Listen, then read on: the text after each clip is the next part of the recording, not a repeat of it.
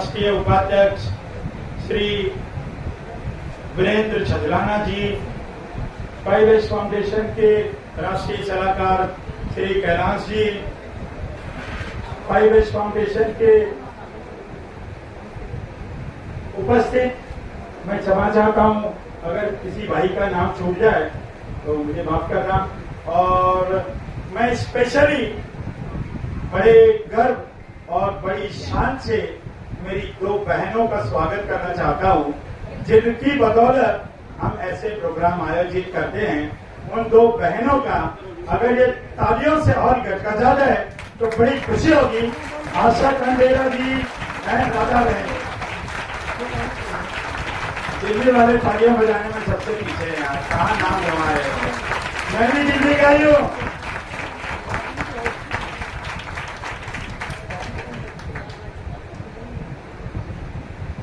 यहाँ पर आम आदमी पार्टी के विधायक जी, आम आदमी पार्टी की पार्षद जी, मेरे मित्र जिन्होंने कम से कम फिल्म इंडस्ट्री में 50-60 फिल्में की हैं, श्री सत्येंद्र चौहान जी, मेरे पत्रकार बंधु सुनील अंजना जी, दिल्ली सरकार के सफाई कर्मचारी आयोग के चेयरमैन श्री संजय गहलोत जी, मेरे पत्रकार भाई, मेरे विशेष बुलावे पे यहाँ उपस्थित हुए जागो समाज चैनल के सुनील अंजना जी, दिल्ली के लोग इनको पहचानिए। भाई साहब आइए थोड़ा सामने। ये मेरी समाज के वो डायमंड हैं जिनकी बदौलत आज हमारे लोग पत्रकारिता को देख देख करके आगे बढ़ रहे हैं। धन्यवाद भाई साहब। राजेश प्रभाकर जी, ये भी पत्रकार हैं। राजेश बत्रा जी, ये भी पत्रकार हैं। और जितने भी पत्रकार मेरे भाई यहाँ पर उपस्थित हैं, सभी का कोटि कोटि धन्यवाद। मंच पे उपस्थित बाकी भाइयों का धन्यवाद। दिल्ली प्रदेश के भाइयों और बहनों का धन्यवाद आपको यहाँ उपस्थित होने के लिए।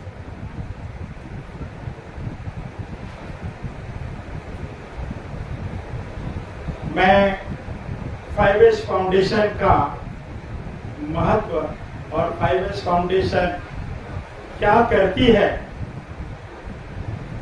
विधायक जी ने मुझसे कहा था कि मुझे एक और प्रोग्राम में जाना है, तो मैंने विधायक जी से विनती की है कि कुछ वक्त दीजिए, हम 5S फाउंडेशन क्या करती है कम से कम वो आपके सामने बता तो दें, उसके बाद आपको बोलने का मौका देंगे ताकि आप हमसे रूबरू हो सकें कि हम क्या चाहते हैं और हमारे लोगों की जो जरूरत है उसके लिए कम से कम आप अवगत हो जाएं। 5S फाउंडेशन ये बाबा साहब की एक विचारधारा, दिल्ली के लोगों से हाथ जोड़ के विनती है, इस बात को सुनिए जरा। 5S फाउंडेशन बाबा साहब की एक विचारधारा है और इस विचारधारा में बाबा साहब ने कुछ सबसे पहले एक शब्द कहा था बाबा साहब ने कि शिक्षित हो। जब तक आप शिक्षित नहीं हो आप कुछ नहीं हो। और बाबा साहब ने पहले, बाबा साहब के 3 शब्द सब बताते हैं, यहाँ जितने भी लोग हैं वो सभी जानते होंगे कि बाबा साहब के 3 शब्द हैं, शिक्षित बनो, संगठित हो, संघर्ष करो। लेकिन बाबा साहब ने सबसे पहले शिक्षित होने क्यों कहा? बाबा साहब ने सबसे पहले संगठित होने क्यों नहीं कहा? बाबा साहब ने सबसे पहले संघर्ष करने क्यों नहीं कहा? क्योंकि बाबा साहब को ये पता था कि मेरी समाज जब तक शिक्षित नहीं होगी तब तक वो संगठित नहीं होगी, वो संघर्ष भी नहीं कर पाएगी। इसीलिए हमारी संस्था का सबसे पहला शब्द है शिक्षक। हम चाहते हैं दबे, कुचले, शोषित, वंचित, दलित, अति पिछड़े समाज को शिक्षा के प्रति जागरूक करें। और ऐसे ही हर एक प्रदेशों में जा जाकर हम उन मेधावी बच्चों को पुरस्कृत करते हैं जिन्होंने बच्चों ने पढ़ाई करके अपना नाम रोशन किया। हमारा मकसद एक पुरस्कार देकर के उनको मोटिवेट करना है, उनको एक बच्चों को ये जताना है कि बात बेटे ये पढ़ाई भी एक प्रतिस्पर्धा है, अगर इस प्रतिस्पर्धा में आप आगे निकलोगे तो आपका तो नाम होगा, आपके परिवार का नाम होगा, आपकी समाज का नाम होगा। ये बाबा साहब के वचन थे और बाबा साहब के वचनों को लेकर के हम आगे बढ़ रहे हैं। 5S फाउंडेशन एक पूरी तरह से शोषित, दलित, पिछड़े, अति पिछड़े, वंचित समाज के लिए एक पूरी तरह का पैकेज है।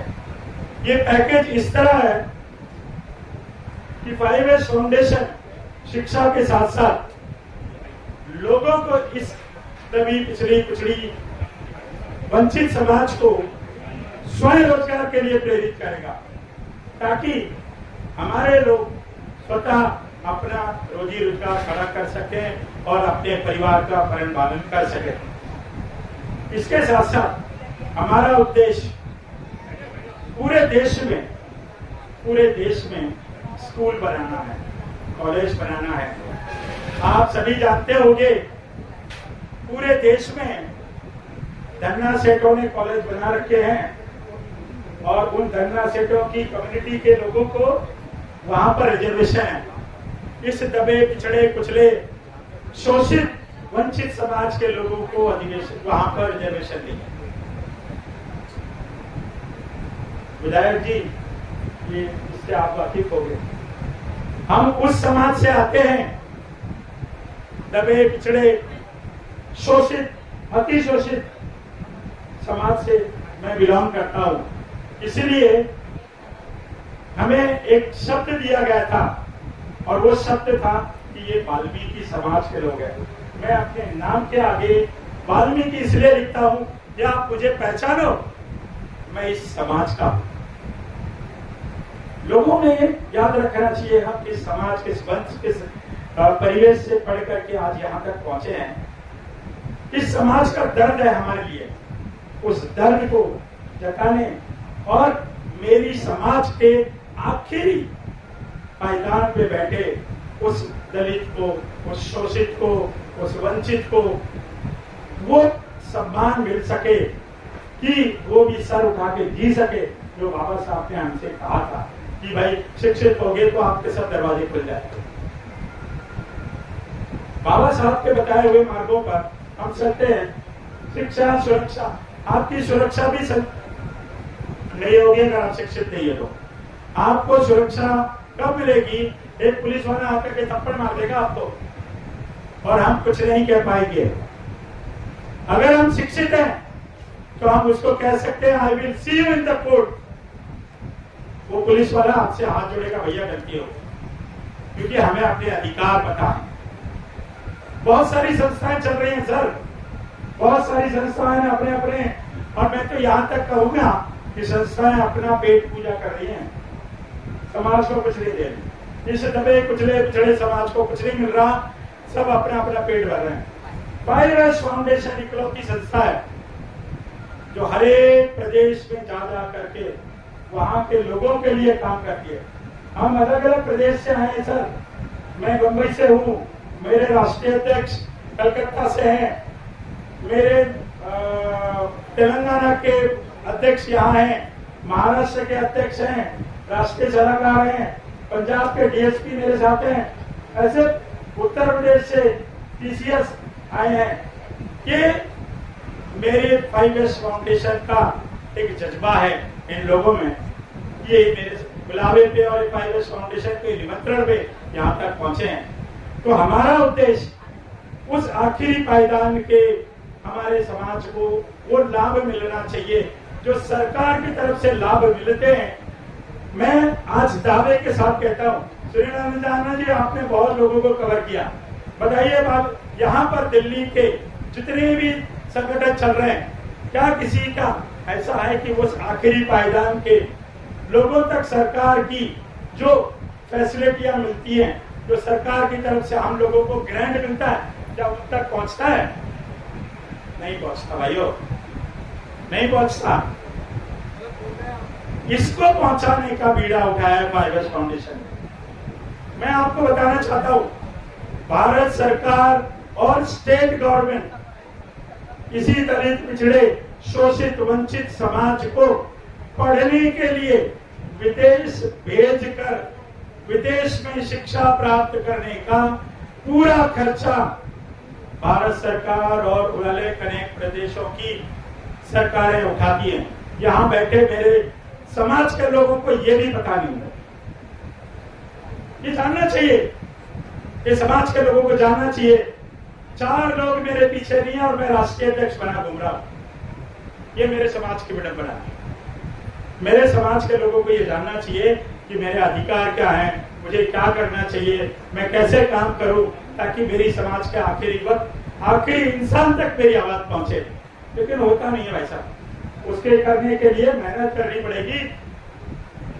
विधायक जी, पायलट फाउंडेशन का रजिस्ट्रेशन हुआ था अक्टूबर महीने में पिछले साल। पायलट फाउंडेशन ने 6 नवंबर को एक प्रोग्राम किया था। 6 नवंबर के प्रोग्राम में भारत के कोने कोने से 51 ऐसे डायमंडों को बुला करके हमने पुरस्कृत किया जिन्होंने अपने अपने क्षेत्र में अपना नाम तो किया ही किया, उनकी बदौलत मेरी समाज का भी नाम रोशन हुआ। और ऐसे लोगों को हमने अपना एक अलग नाम दिया है। हम लोगों ने ऐसे लोगों को अपना एक अलग नाम दिया है, उसे हमारी समाज डायमंड, हमारी समाज के ये डायमंड है, ऐसे हम संबोधित करते हैं। वो हमारी समाज के रोल मॉडल है, ऐसे करके हम उनको संबोधित अगर वो कर सकते हैं तो समाज के तबके का हर इंसान वो सब कर सकता है जो हमारी समाज के डायमंड कर रहे हैं। पहला प्रोग्राम 51 लोगों को हमने 2 मेंबर पार्लियामेंटों के हाथों से पुरस्कृत किया था। उसके बाद हमने यूपी में प्रोग्राम किया, हमारी पायलट फाउंडेशन ने वहां जाकर के बच्चों को पुरस्कृत किया और समाज सेवियों को पुरस्कृत किया। उसके बाद हमने पश्चिम बंगाल में जाकर के वहां पर बच्चों को पुरस्कृत किया, वहां के लोगों को पुरस्कृत किया जिन्होंने समाज में तन से समर्पित भाव से काम कर रहे हैं। और आज दिल्ली प्रदेश में हम पायलट फाउंडेशन की तरफ से मेधावी बच्चों को जिन्होंने शिक्षा में अच्छे नंबरों से पास हुए, हम उनको पुरस्कृत कर रहे हैं। हम पुरस्कृत उनको इसीलिए कर रहे हैं कि वो मोटिवेट हो कि हमारे जैसी संस्थाएं आपके पीछे खड़ी हैं। अगर हो सके तो आने वाले भविष्य में हमारी संस्था आपको फाइनेंशियली भी मदद करेगी। ये आज हम कह रहे हैं। अभी तो हमारी संस्था की शुरुआत है, क्योंकि पिछले साल ही रजिस्ट्रेशन हुआ है। हम लगे हुए हैं देश के कोने कोने में, हर एक प्रदेशों में जाकर के हम इसी तरह के सेमिनार करते हैं और हम आने वाली पीढ़ी को, दबे कुचले शोषित समाज की उस पीढ़ी को शिक्षा के प्रति जागरूक करते हैं और जागरूक करके उनको मेन स्ट्रीम लाइन में लाने की कोशिश करते हैं। ये हमारी संस्था का उद्देश्य है। लोग कहते हैं कि भाई समाज जो जलन है, समाज की जो आग है, वो हर एक किसी के दिल में समाज की आग नहीं लगती। मेरे दिल में समाज की आग लगती है। मैं एक आप लोगों को दुष्यंत कुमार की एक कविता सुनाता हूँ, अगर अच्छी लगे तो इस हॉल के आखिरी बंदे तक तालियां बजनी चाहिए। हो गई है पीर परवर पिघलनी चाहिए, हो गई है पीर परवर पिघलनी चाहिए, इस हिमालय से भी एक गंगा निकलनी चाहिए, इस हिमालय से भी एक गंगा निकलनी चाहिए। सिर्फ हंगामा खड़ा करना मेरी कोशिश नहीं, मेरी उम्मीद है कि ये तस्वीर बदलनी चाहिए। मेरी कोशिश है ये तस्वीर बदलनी चाहिए। तेरे सीने में ना सही, मेरे सीने में सही, वो आग कहीं भी मगर वो आग जलनी चाहिए, वो आग जलनी चाहिए। जय हिंद, जय पायलट फाउंडेशन। धन्यवाद।